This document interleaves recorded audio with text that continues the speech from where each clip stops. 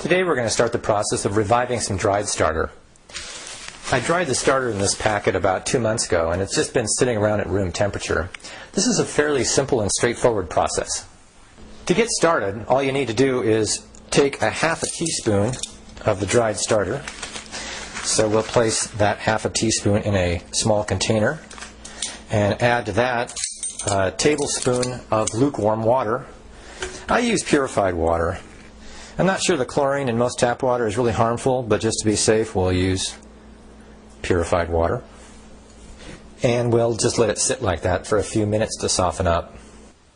Now, after it's had a chance to soften up for a few minutes, we're just going to add about a tablespoon of flour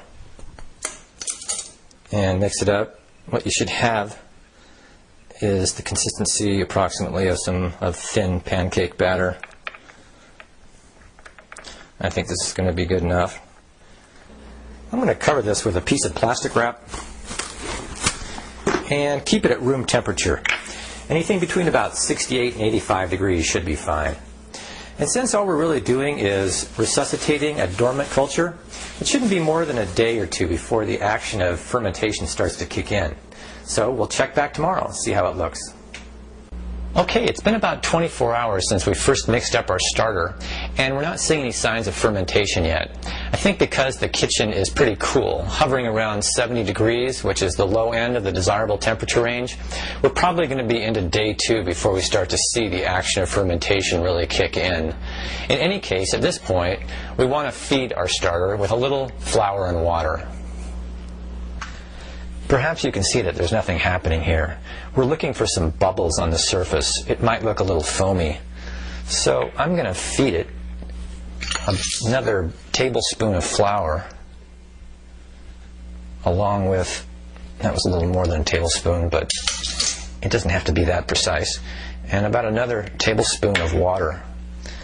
And mix it up and check back again tomorrow. We're into day 2 now, and the starter has activated quite nicely. In this small quantity, the activity of fermentation isn't real obvious, but perhaps you can see the many small bubbles on the surface. And also the volume of the starter has increased somewhat.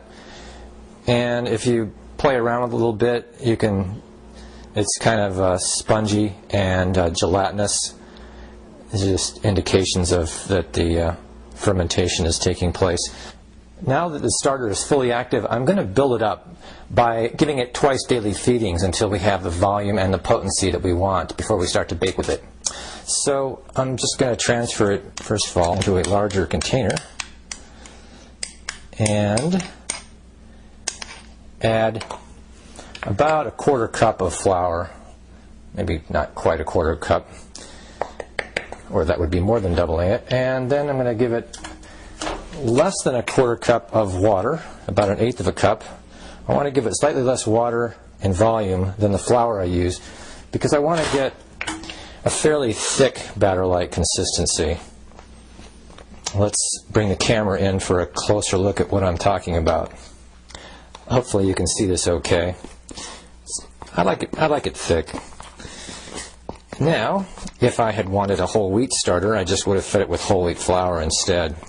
So that's going to do it for this step, and we're just going to set it aside, and as usual set it aside at room temperature for it to continue to develop, and it's going to take anywhere from several hours to half a day before we feed it again. It's now early the next morning of day 3, and now it's easy to see the signs that we're looking for. It's now early the next morning of day 3, and now it's easy to see the signs that we're looking for in a healthy and vibrant culture. The volume has increased noticeably, and it's all bubbly and spongy, and starting to take on that characteristic sour aroma. And it has also that kind of elasticity or gelatinous quality to it that we expect to see at this point. So now I'm going to feed it again, and I'm going to do a little experiment to illustrate how the volume changes when we're working with a healthy starter. First of all, I'm going to stir it up a little bit, and in doing so it releases the CO2 bubbles that are the product of fermentation. and so that's lowered the volume a little bit. And now I'm going to add about 1/3 of a cup of white flour.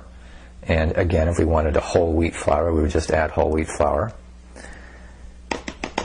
And about 1/4 cup of water.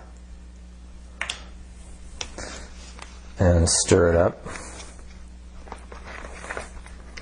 Okay, now that it's well stirred, I'm going to mark the level that it's at right now.